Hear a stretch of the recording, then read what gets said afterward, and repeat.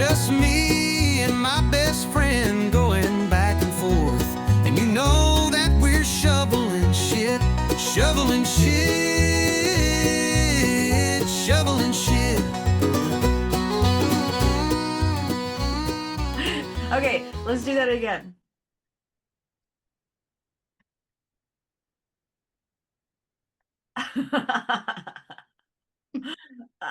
It's still just as funny. I wish I could have one of those. Hold on. This is okay. I'm kind of running downstairs, but it's important. Hold on. You just look at yourself and do funny things. Hold on.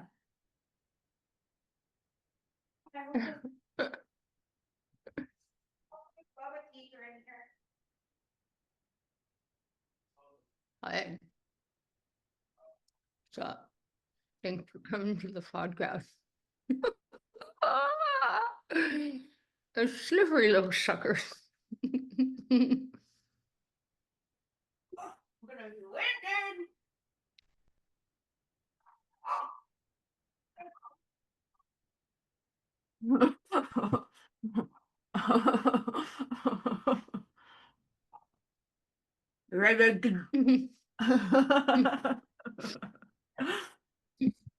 Are you ready to do Mine are this? slippery. I'm ready. They're slippery little suckers.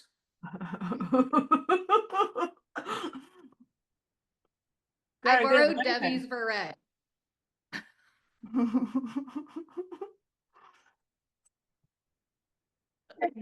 Your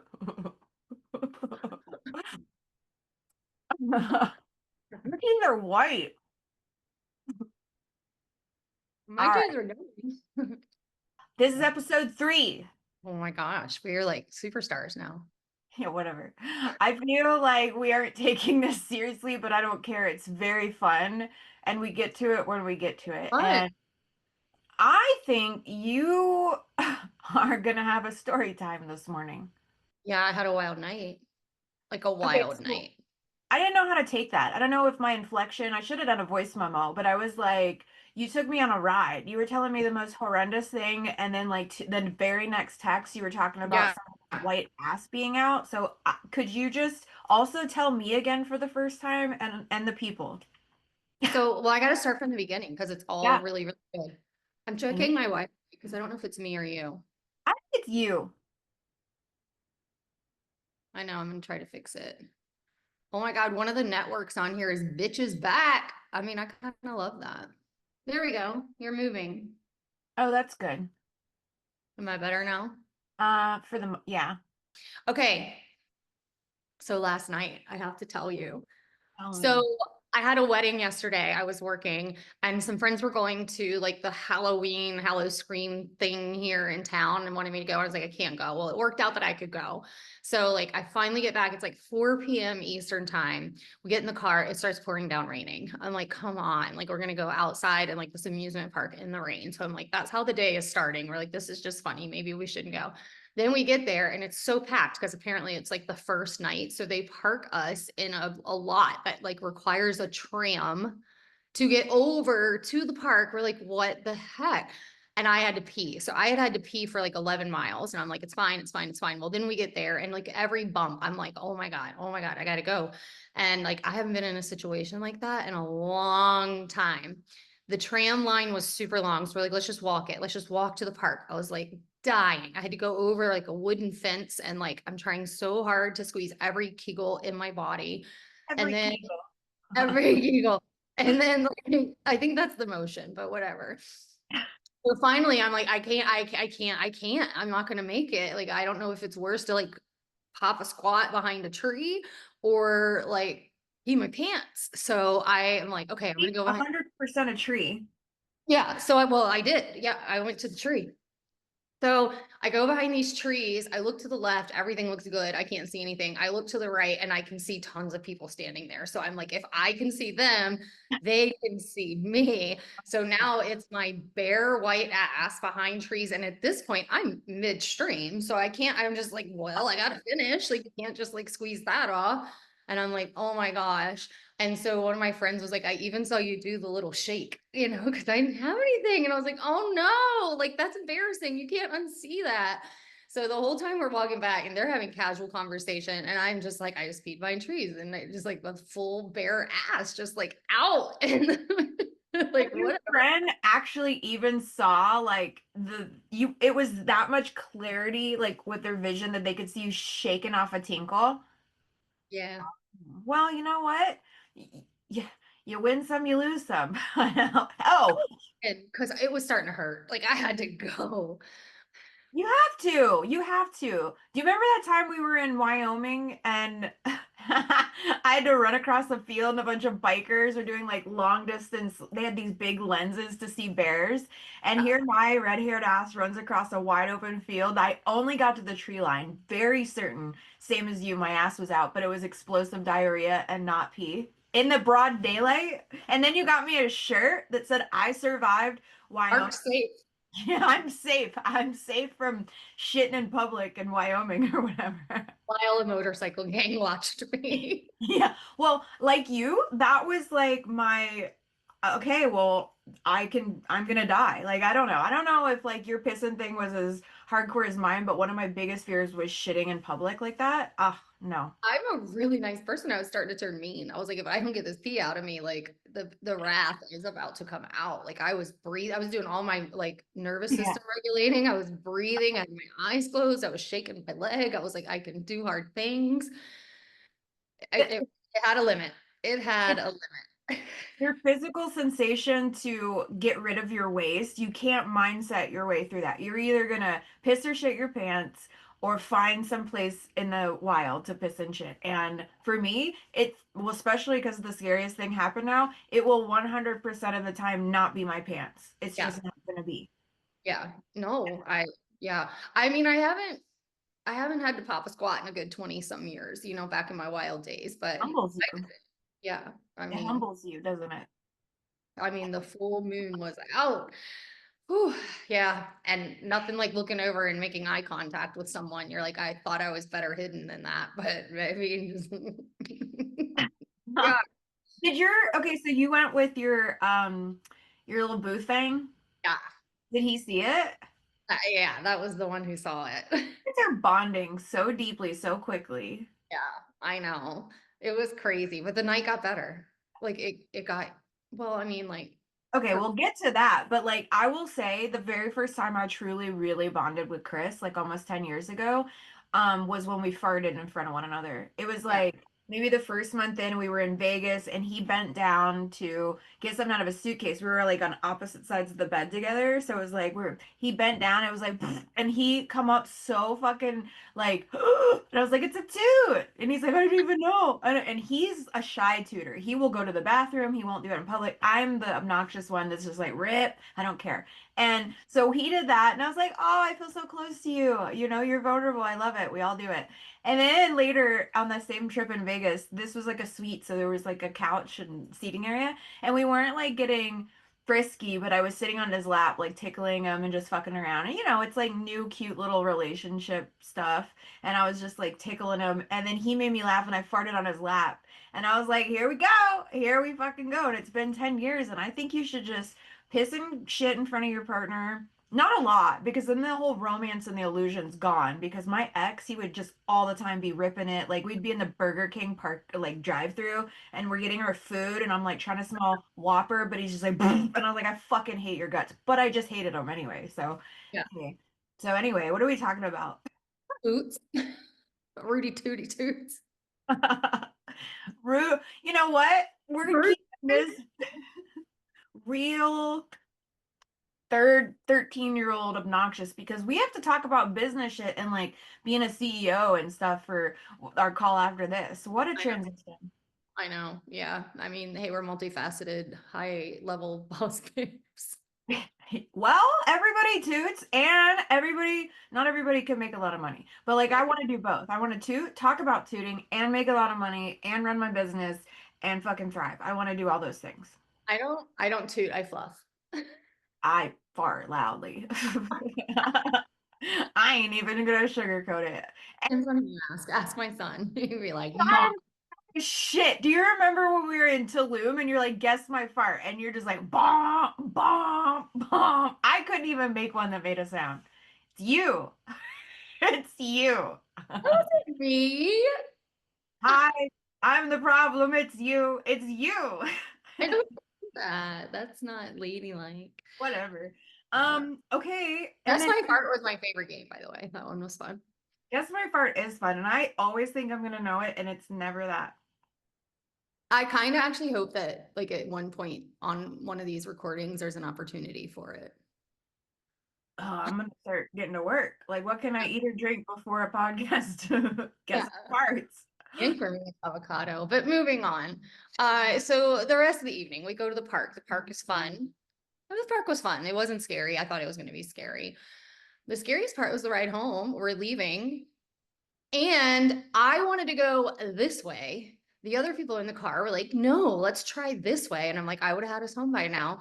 We get onto like the highway to home, and we see cars, and they're like, hazard lights are going. And we're like 4 cars back. So I mean, we're like, clearly something's happened, but it's like just happened. And it was a massive, massive car accident, like crazy. And there were like cars that looked like crumpled aluminum foil. There were definitely people being pulled out, put into ambulances, like sheets over them. I'm like, this is a first row seat to a movie I don't want to be a part. And then this woman comes running up from the back behind us and like obviously gets bad news, just crumbles to the ground crying. All I can think is like, this is a mom. And like my worst nightmare, right? And I'm like watching it and I don't want to be watching it, but I have no choice but to sit there because I'm front row, 4 cars back from all of this.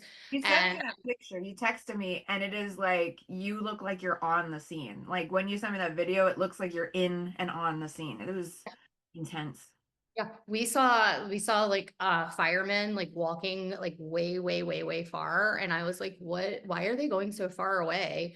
And then like Boothing looks at me and is like, because he works emergency room, and he's like, because it's probably a hand or something. And I'm like, it could fly that far, like that far. He's like, yeah. He's like, it's not good if they're that far. And I'm like, I'm sitting there using every tool I have. I close my eyes, I'm breathing, looking at the mom, like my eye starts. And I'm like, I went to a theme park for Halloween scares. And I have had the full moon and dead bodies. Like this, I got everything I asked for. Like, and I know it's too soon, but the irony is there. It's like A lot. wild. And then I had to back up reverse all the way down. They did car by car by car behind us. I didn't know it. I wasn't paying attention. And then they came up to me and they're like, we need you to back up. So I had to drive backwards on the highway until I got to the next off ramp because Oh, they were like, this is going to be here for a long while. It was really bad, really bad. And that's some shit. yeah, it is. And when you were telling me, I'm like, I would be physically ill. Like I'd be ill. I would have a hard time sleeping. Like seeing somebody's anguish like that, and just I don't know what it is about car crashes in general. Not a lot scares me. Not a lot. And I've not even been in one. Not like a serious one, but oh my guts. Even when you were telling me, I was like, oh, I know. sorry, Yeah. that When was I saw the woman, I was like, I mean, she was like, she was dying. She was trying so hard to get up to the front, and they just kept stopping her. They were like, you cannot go up there. And they probably didn't want her to see whatever it was, but whoever it was, she knew somebody involved. it's And terrible. I'm I sorry know. you had to see that. I'm sorry those people had to go through it. I don't want to drive. I don't want to do anything. I don't know. I just want to I don't know. And I guess certain things aren't avoidable. I don't even know what to say about it. It's just I like know. it's a Hey, fucking shitty thing. I don't even know. I know. How It's do some we shit. how do we take our people on a detour from this conversation? Uh, It's our uh, segue. I don't know. I mean, I tried to make the Halloween dead body joke and maybe I don't know. It is um it's grim. What you're saying is grim. horrible. It's ooky and it's spooky, mysterious and spooky. We're all together, cookie, the Adam family. Da-na-na-na.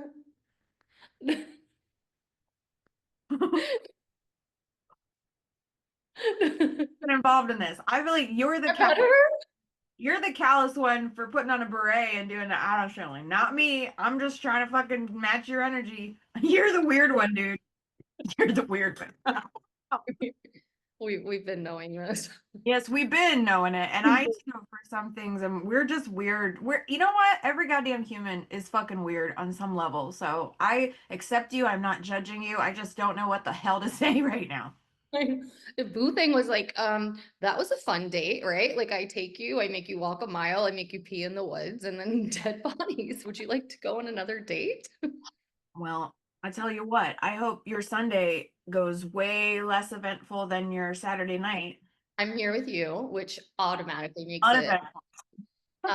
teaching in your group, which I'm super excited. I'm gonna kind of like raw dog it this time. I usually come with like presentations and I am prepared. I don't want to say that, but I'm like, let's make this a conversation. Like I'm Oh, really, I cannot wait to talk to your group. I want it to be super interactive and I want them to just like throw all the limiting beliefs at me. Like, let's knock this shit out. Cause I know you guys have been doing the worksheets and the numbers and all of that. And I can do that too, but I'm like, let's get to the nitty gritty of this. So like, I'm excited. I have a lot of fun stuff prepared. And then at the salon, I do a pay what you can day. So we're doing that. who? Pay what you can. So I open up the salon. Nice. Yeah, I mean, we're a high-end salon. And so like we have premium prices and there's plenty of people that would want the opportunity to come, can't afford it. So I open it up and I'm going to be doing some pay what you can haircuts today. And I'm really excited about that. I love that. Yeah. I love that so much. And I love that you are wanting to go in the direction of mindset stuff and like CEO mindset and Yeah. talking to my group coaching space who are all but one. One is a former hairdresser turned author, everybody else a hairstylist. And the conversation we've been having all of September is we, I'll say collective we. I know you and I have done a lot of work to move past this, but I only up until about 5 or so years ago started like shifting the way that I do business as a hairdresser. And it shifted so much I don't even do hair anymore. It's just like, wow, let me help other people because all these discoveries. But like I did not really think in terms of a CEO. Yes, with brand partnerships, yes, with education, but like behind the chair, I didn't. I had like an old data way of thinking. I was never taught that shit in school. And the amount of coaching clients that I'm working with now that are like just yesterday, I'm gonna post this like probably Tuesday. This girl, I gave her one of the worksheets to work on, and she was like, I'm sick to my stomach. I'm actually paying into my business. I am not profiting. She's like spending $30,000 a year on her assistants. She The thought, one you shared with me? I what's have that? it. Is that the one you shared with me? Maybe I couldn't remember. Oh yeah, okay. So yeah, I wanted to go in this direction. It's wild. She's like Yeah, paying I to looked at do it. hair. Yeah. So we're gonna talk about that. And she's not alone. She's not like a minority in this industry that think like that and their businesses Yeah. are like that. So like we're gonna get way into what it took for you to shift your mind into like boss. Cause I know your story and you can share it right now for the people in this podcast that don't know your story, but like humble beginnings, myself included, not Yeah. only in this industry, but like humaning and on this planet, do you want to Yeah. kind of talk about like prime yourself before we go into the group? Yeah. How far from the beginning are we going? You know what? I think there's no time like the present to share our stories. And so, Yeah. whatever you feel like that entails, this is a perfect opportunity to be like, what made Kelly Kelly? What made Rebecca Rebecca? Because I there are love it. people that don't Yeah. fucking know. Or there's people that know us and still don't know. Yeah, yeah. I mean, I think people definitely, even who know me, don't know like all parts of it. I mean, I was raised in a family like all the love in the world and just very little money. And like, even at that, it's interesting. Like, as an adult, when I look back on it, I thought we didn't have money. Honestly, when I look back on it, my parents both had respectable jobs. Not that they were like rolling in it, but they had jobs that if the money had been managed well, we would have been better off than we were. But it was almost like their mindset was like, it just burned a hole in their pocket. It was like if they had it, they were spending it, and then it was like, oh, we have bills to pay. You know what I mean? So, I mean, I have definitely come home. I mean, there were days when it was like we were so excited it was Thursday because that meant they got paid and we got to go to the grocery store and like restock the house. I've come home to like no lights. Now they were always able to get it like back on pretty quickly, but like, I mean, I've come home. I'm like, oh, mom, the lights are off.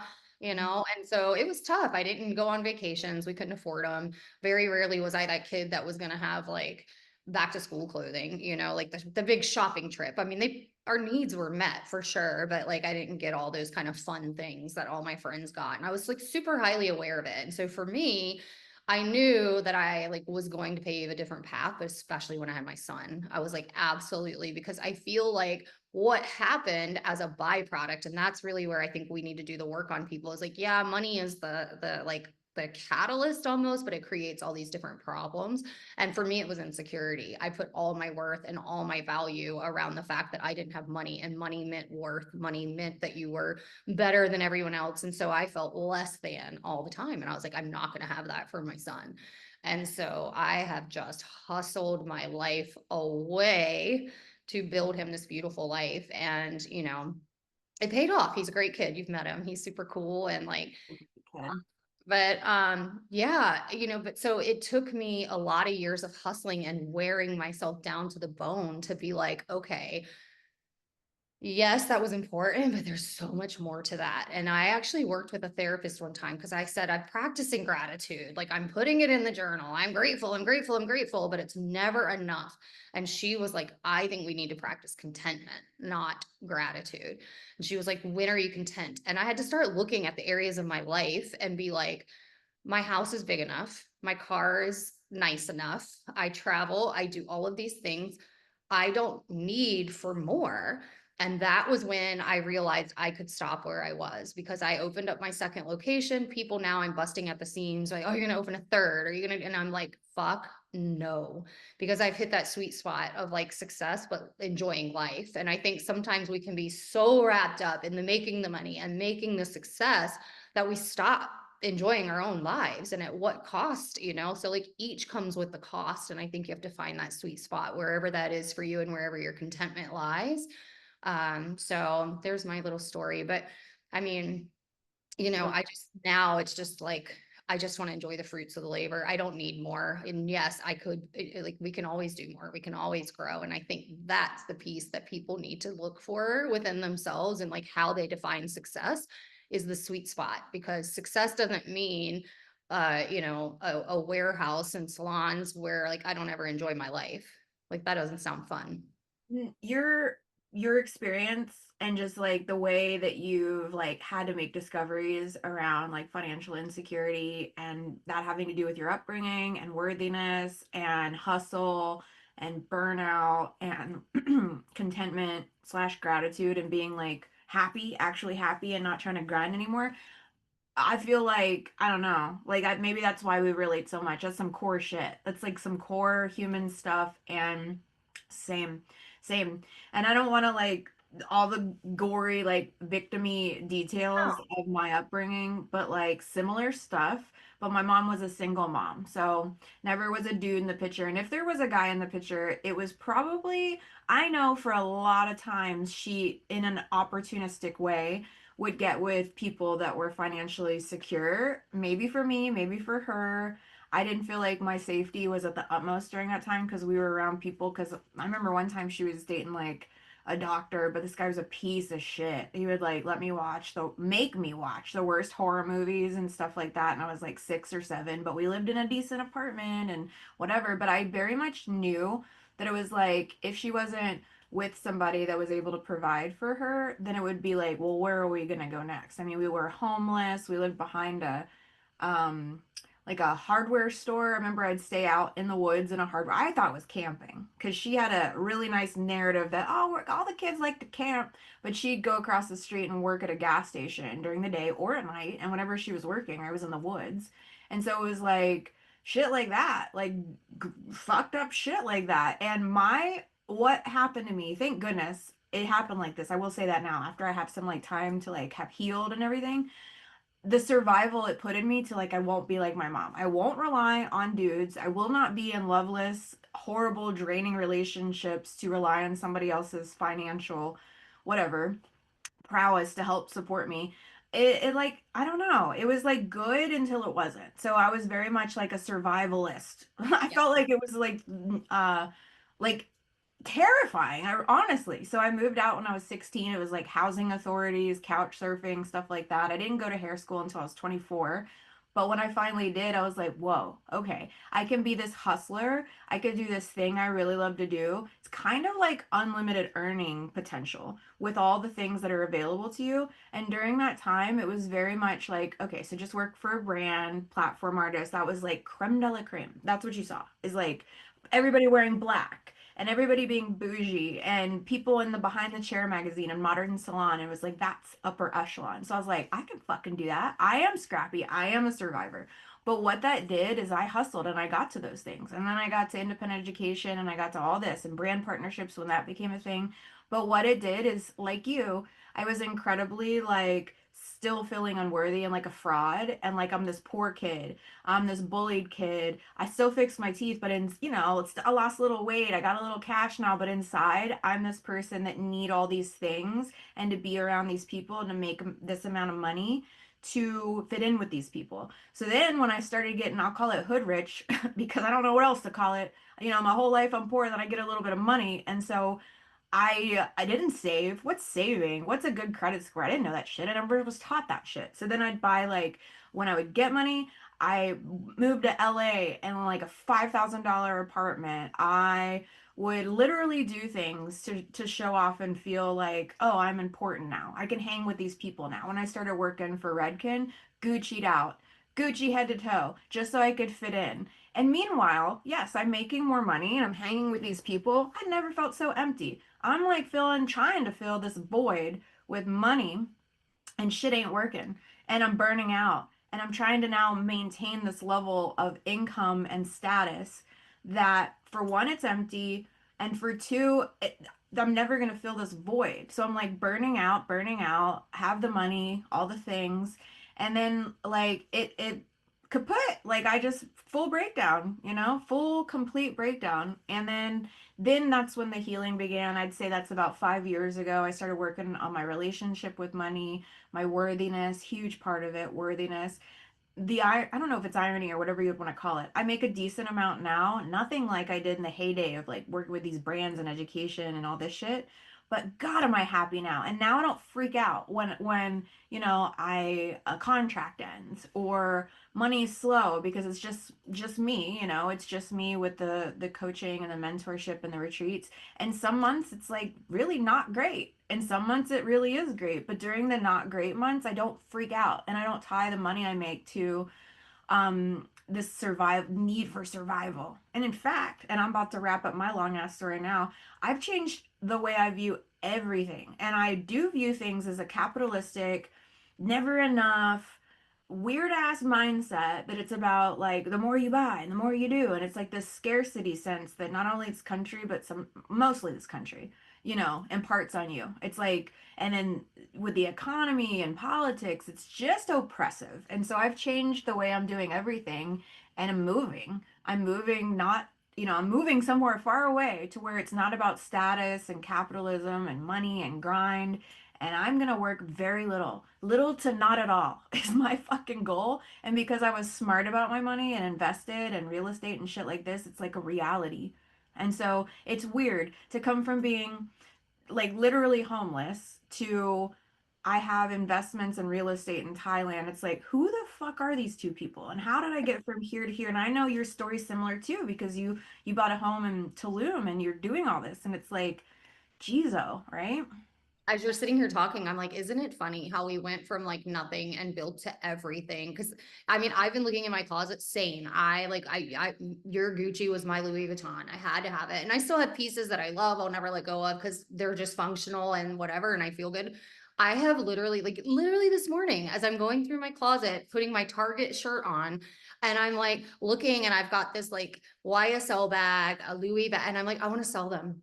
I don't even use them. I don't want them. I want to sell them. They could be put to better things. And it's like we've gone from like all of those things to thinking we wanted this to now both of us craving the simplicity, and like that is the peace of mind. And I think the difference between our upbringings and that is that the simplicity can still have the systems and the structure, which is something, I'm really big on.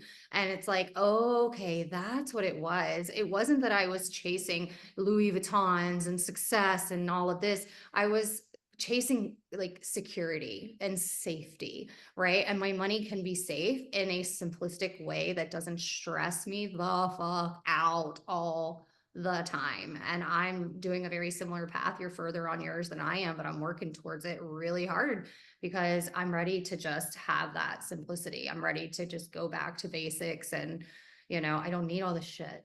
And honestly, what I've learned is like, it's my kind heart that makes me the most beautiful. And I know like, I'm not sitting here like I'm like Cinderella No, or you anything. got a kind fucking heart.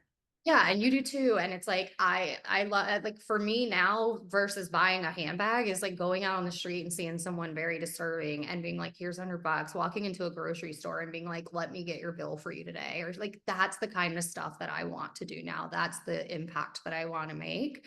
And I don't regret any of it. And I'm sure you don't either, because we would Not at not be all. where we are today if we had not taken that path. That's But why I was like, I don't want to tell my story and make this sound like I'm trying to be in like some oh, victim role at oh, all. At all. And every single thing, there's very little, there's some things, obviously, I'm like, oh, built my character. Fuck, there's certain things I didn't deserve, as I'm sure you as well. But in general, like, especially with the humble, poor ass beginnings, it's like I would not change any of that because that stuff did build character. And when I moved through the statusy showing off, feeling like I needed to fit in moment, when I moved past that, I am so grateful for like just the littlest things now. I'm grateful for like energetic freedom and like freedom to connect and freedom to like not because you and I'm so grateful in our friendship because you and I like value experiences and seeing different cultures and like really living. Like I feel, and everybody has their own definition of like really living, but for me it just feels like being a seeker and like I want to experience different things and be around all different kinds of people. And I know that is something that you really value too. That feels like wealth to me. I could give two shits about buying anything like a Labubu or like whatever. Like I would have before, trust and believe, I would have had 12,000 of those shits hanging off of my person, because it was like, ooh, a dopamine, like if they're getting it, I should get it. I should get 10 because they're getting it. Watch me. And it wouldn't matter. It wouldn't matter what really was going on behind the scenes. Like, you know what I mean? It's like I didn't have a great credit score back in the day. I didn't have like all these, I didn't never invested my money. I was so in fear of like I had savings, but I was terrified of what that meant to invest it because like even I didn't even look into it. I didn't know about like low risk, high yield. I didn't know any of that stuff. So I was just like, I want my money in my, you cannot pry it from my cold dead hands. I would rather have my money there. I wasn't smart. I didn't know about like having my money make money. Yet I'd buy all these stupid fucking Labubus. I'm like, well, okay, I could be putting whatever the version of Labubu was back in the day. I could uh, be putting my money you had beanie. into Let's be real. You had Beanie Babies. I didn't. I didn't. I had a million troll dolls. And now remember I got one at the thrift store. It's just like an homage to them. I had a million. And that was during a period of time when my mom was dating this like quasi like wealthy pest control guy named Dwayne. And then whenever he'd like rub his eye, I'd be like, and oh God, we both hated him. But one Christmas I got all the troll dolls because like him and his mom and his family felt bad for us because we were poor. I came out under the tree, it was a million troll dolls. And I was just like, oh. So I had my collections, but no Beanie Babies. We were poor at that time, but we were like, whatever. I can't remember what I was talking about. Oh yeah. So then instead of buying all these shits, all these things, all these trinkets, I'm like, I'm gonna put my money in these accounts to make me more money. And that's the CEO mindset. That is why people that have thriving businesses and like portfolios and, wealth building on its wealth, that's the difference in the mindset. You're not feeding into this capitalistic bullshit status machine and you're like, and panic buying and buying for status. You're taking your money and being ultra smart with it, both in your systems and your businesses and also the back end shit with your monies, financial advisors, whatever. And here I am sitting in, I don't fucking know, maybe Amazon 2 years ago with mustard on it, but I got money in the bank. I got money in the bank. And so I don't care what you think of me. I know what I think of me. I know what's going on now. when I had what did you call him? Boothang. I love that. That's gonna be his name. It's Boothang. cute, ain't it?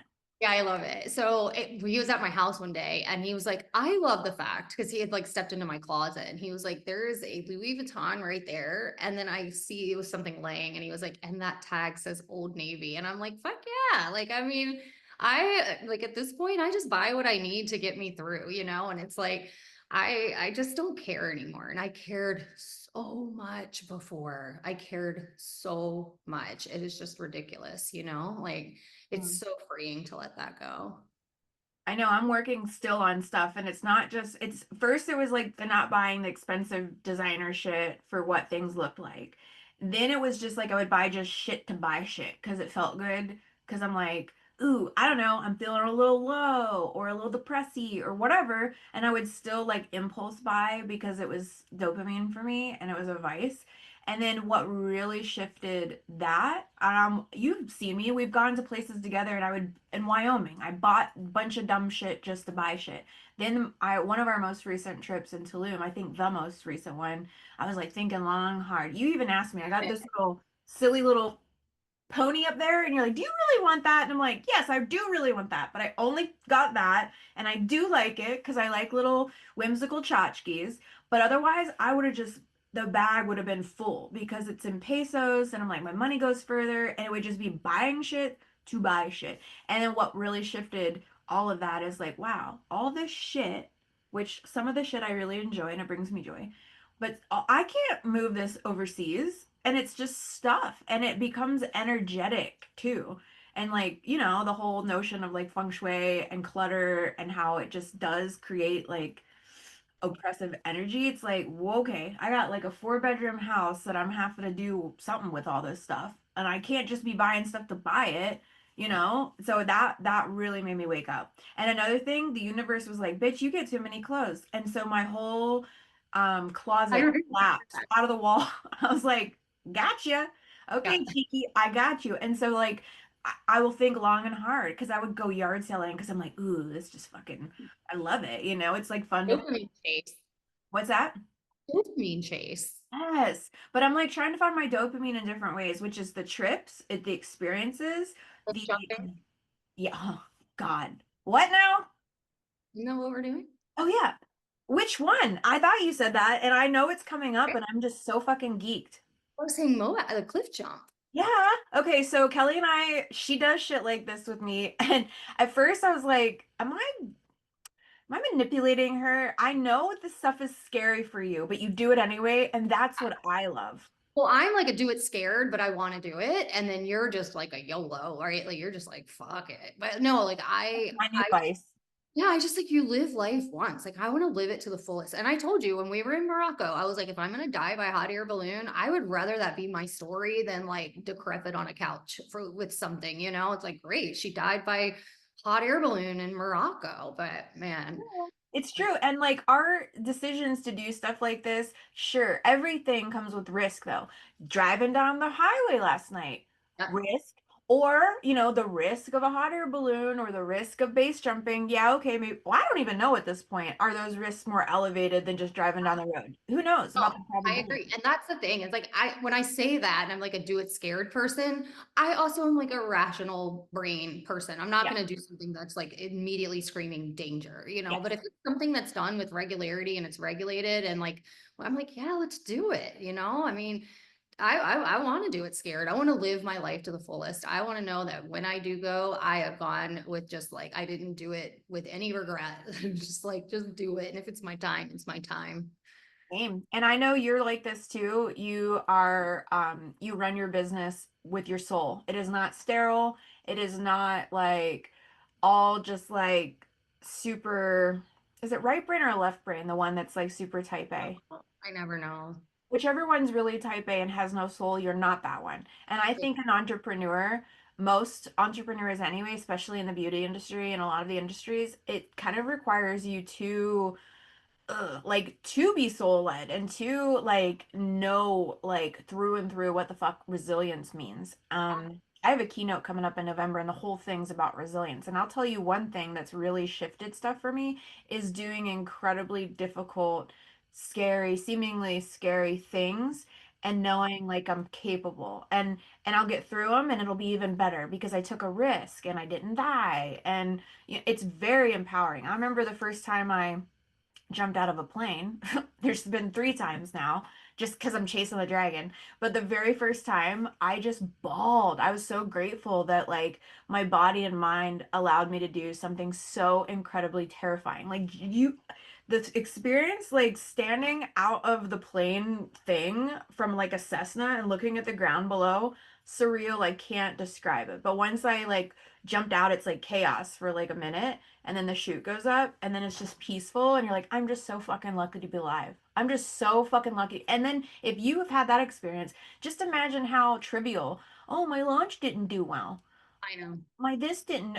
Oh, okay, you know, Well, you've and the gone same through. with our travel. It's the same, like when you go to places like Morocco or even Mexico, the discrepancy between tourism and locals and things like that, like seeing how other people live, it just makes you so appreciative of everything you have. And it puts so much into perspective. It's insane. And I just wish everybody could experience that. And you have to have the mindset too, because I know plenty of people who would go and like they just wouldn't have the mindset. They would just like, turn their nose up. So, I mean, some of it is like the experience, and then others is like the work you do on yourself too. So, Traveling is a privilege on a lot of fronts. It costs money to travel. To even have a passport or a visa that will allow you to travel, it is a privilege, and I want to acknowledge that. But there are some people that have the privilege, like could have the money, but instead that is not of value to them. They're not open to it. They have the limiting belief of like, well, why would I go over there? Or this third world country is blah blah blah. They're just not open to it. Yes, they could have the money. Yes, they have the passport. They would just maybe need to like save and not spend on this horse shit for a month, and then they would have the money to travel. But it's like they're just not open to it. But if you, a person, period, could travel and experience, like you said, different cultures and different like, I mean, I know for sure Thailand in particular. I've been to lots of places, but Thailand most recently opened my eyes to the whole. I just want a peaceful existence for the rest of my years. I don't want to hustle. I don't want to grind. And just watching people be very like rooted in family and community, and like not this urgency that we experience here. And it's just like everything's urgency. You got to get somewhere. It's about time. It's about money. And I don't even mean like bi-coastal. Even in LA, people are like, oh, y'all are slower than East Coast. No, you take the whole United States as a collective and move that energy over pretty much anywhere else. Lots of places in Europe, Southeast Asia, lots of places. And they're like, the fuck? You need to slow down, pump your brakes, take a breath. Like, we're just designed and wired because of where we've grown up for the last multiple generations just to be like on an 11. I don't want that no more. same, Yeah. same. And because you have traveled and you have experienced different places and cultures, you realize you're like when you get out of those environments, you're like your whole body just takes a sigh. It's like sigh, like whoa, this is how other people are living. Yeah. And I think because of everything, the us being indoctrined from school and institutions and like generations before us and before us, this country teaches us to be scared of other places, and like the USA is the best and land of the home and the brave and the free, and I don't even fucking know those things. But we're taught like out of the womb that like this is the end all be all. Everywhere else is like scary and Weird. terrible. Not the case.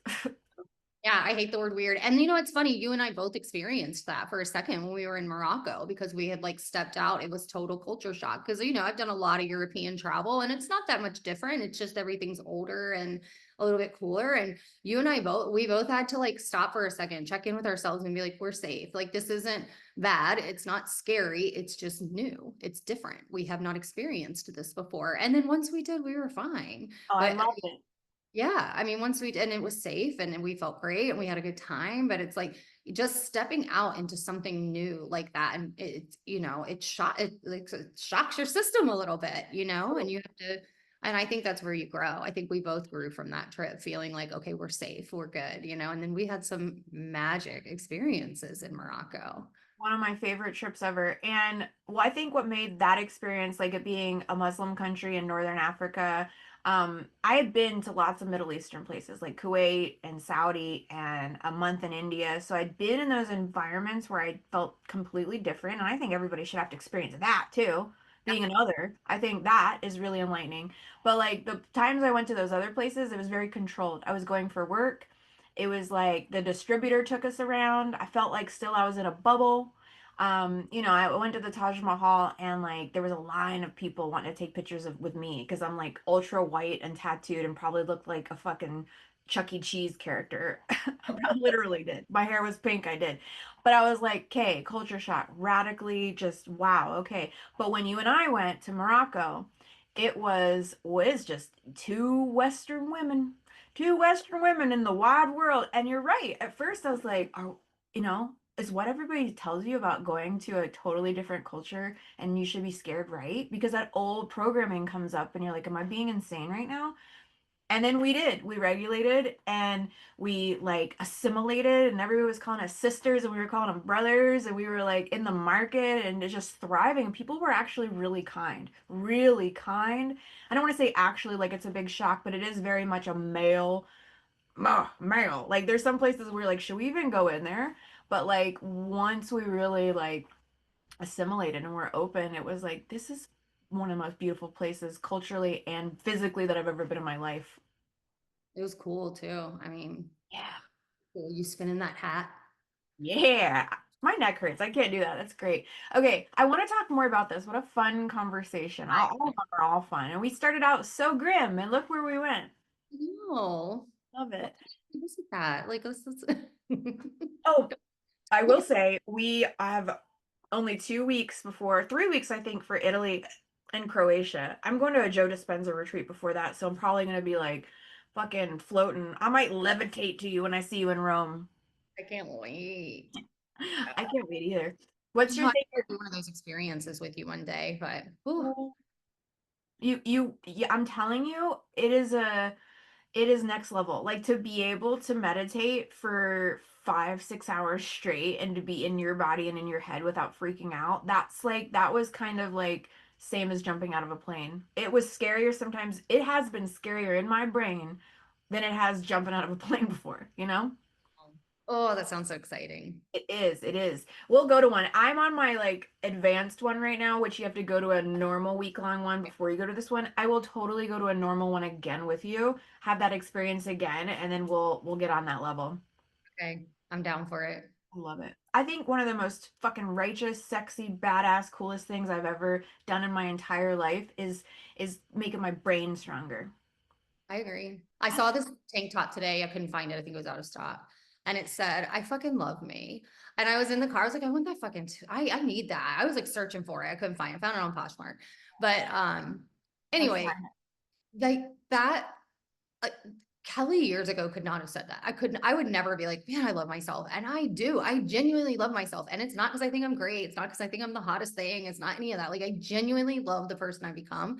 And it's for all these reasons we just talked about. It's for the fact that you go and you do those things for yourself and you heal your inner self. You travel, you experience the world, you do, and like it's such an awesome place to be there. And if I know it's everybody says this, if I could do it, you could do it too. But if I can be that girl that literally sits here, I have, you know, how many times you showed me a picture of me and I don't even know I do it anymore. it. And I I just love go, her. you do. Every time you show me a picture of me, I say, I love her, you know, and like, I would have never had the audacity to say that before. And it has nothing to do about any type of vanity metric at all. It's just the fact that it's like, I get up every day, I choose my own happiness. I tell people before they leave my house, have the best day ever, you know, and it's just like, it sounds woo and crazy, but the shit works. It It does works. work. Really I yourself like that. And that's what it is, investing in yourself, however that looks like. Mhm. I mean, I do it in all the ways, girl. I do it in the Botox, I do it in the nails, I do it in that, I do it in the travel, I do it here. And it doesn't have to be monetary. It can be reading the book, listening to the podcast, surrounding yourself with women who make you feel like a badass, which you do. Thank you. Um, you know what I mean? It's just like to be able to like say, I fucking love myself is so huge. And it comes from every single one of these experiences. whenever I first heard you do that, I was like, it made me feel a certain type of way because you're right, it is audacious. But why wouldn't you and shouldn't you love yourself and be able to say it? And I think why it made me feel a certain type of way is because we're taught that saying things like that, you're not being humble or you're like I don't know, like you said, it might be a metric, like something flashy or whatever, but the more I even got to know you more and saw the regularity and when you would say that about yourself, I'm like, she fucking really means it. And why wouldn't you want to really mean that about yourself? And yeah, same, same. And I think the people that respond well to it are women that are on their journey of healing as well and are rooted in the shit that they're doing and they're like, yeah, real recognize real, bitch. Do it. Love yourself. That's what we're supposed to be doing. And the people that just like ew, she's full of herself, that is speaking from that unhealed, insecure, not worthy place when people don't respond well to that, I would Well, and say. not every picture is like us posed looking great. Sometimes we're doing dumb shit. And Girl, that's when I say I love her, it's because I love her that she's like willing to do that and not care. I love her because she's, it's not like you said, it's not about, oh, I love her because that's a great picture of me. It's usually no. like what I'm doing. And one thing that I will say, like a good place to start, even if it's hard to do that for yourself or anyone listening, is to do Course. it whenever you feel a certain way about someone else. Yeah. That's when you're looking at someone and you can instantly, that feeling when you're just like, and you're judging and you're whatever it is. And to be like, wow, look at that shirt. I love that on her, because your instinct is to like first, I mean, we're human. We're going to have the negative thoughts. They're going to pop in our heads about people. They just are. And so I tried to start framing that in a way that I like self corrected. And actually last night when we were at the theme park, there was this little old man and he had the dorkiest little hat. It was black. It had some red words and it had like bat ears or something. And I was like, oh my God, look at that hat. It was so funny. And I went, I love him. I just said it all out. I was like, I love him. And Boothang looked at me with like the most beautiful, endearing look. And he was like, I love your energy, and it's like just looking at people like that and starting like the things that we look in the world and we're like, it's weird, it's different, it's this, it's that. It's just like celebrating the uniqueness of ourselves and everyone else. And I mean, I feel like I'm taking you to church now. It is Sunday, but it's just like it Well, has my kind of been church. a game changer. It's such a game changer, and so like that the biggest thing you can do to start softening your heart is when you're feeling that jealousy or nasty or ugly towards someone is to like highlight it in love. I love her. Like, oh my God, the fact that she's wearing that shirt and letting it all hang out, I love her for that, because if she's confident and happy, I'm confident and happy. 100%. That has been probably one of my biggest like things that I've really tried to work on the last couple of years. Like it's just been acutely aware. I'm like, oh, if I could just like sort this part of myself out, I feel like I'd have so much more. I don't know. I would just be like better off. And so it's like being critical and judging. And I don't outwardly ever like I don't want to say ever, but it's not like like damnation because somebody's doing something different, but it's the voice sometimes. If I see somebody that like, I don't know, like I'm critical of them, and I know it's because I've been incredibly critical and judgmental and hard on myself for so many years, like 40 years. So it's some decades to relearn, and it's just catching it, and it's just like being aware of it. And you're right, like the antidote for fear and judgment is love. And so it's just like, oh, I bet you this or that. I'll even make up silly little scenarios. Like, I bet you they wore like strawberry shortcake jammies when they were little. I don't know, fucking whatever. And I then just, I mean, look at the guy in the hat last night. And it's like, it was dorky. It was dorky AF, but at the end of the day, he wore it because it made him feel good. And he didn't care what anyone else thought. And I was like, you know what? That's why I love you because you're doing you. And who am I to sit here and make fun of you for that? And that's the thing is like, when we are sitting around making fun of people in that way, it's just like, who are we to make fun of them?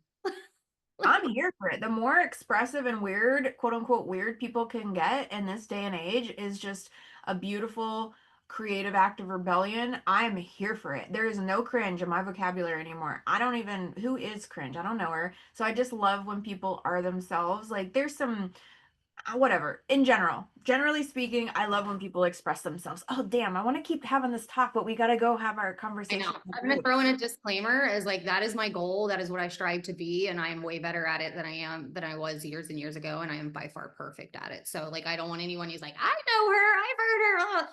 Disclaimer, I'm still a human. Rebecca's still a human. We're still gonna have moments. Our brains think like human brains think. And sometimes, depending on the day and if I'm tired or cranky or hungry, what's that acronym? Uh Halt. what is it? Well, I know it to be halt. Hungry, angry, lonely, tired. Halt. Yeah, I mean, like I'm human too. So there's my disclaimer is that just because that is my goal and I aim to do that and I practice it, I am not perfect. I think just the fact that, and I'm the one like that won't shut up, but I think the fact that that is like we're aware of it and it's an attribute that we're just trying to be mindful of and change. And most people are just like, I don't want to say most people, I was most people prior to working on parts of myself. You just aren't even aware it's an issue. And so the fact that you're aware of it is we're doing well. We're doing good. All right. Good So teach. yeah, I'm excited. I don't even know. I'm not prepared for this, but we'll get off of here and let me stop recording. Thanks for listening, guys. Hey. Oh, wait. Don't we have like a always outro? Yeah, and that was shoveling shit. That was shoveling shit. It's just me and my best friend, shoveling shit, walking through life, take it bit by bit. Now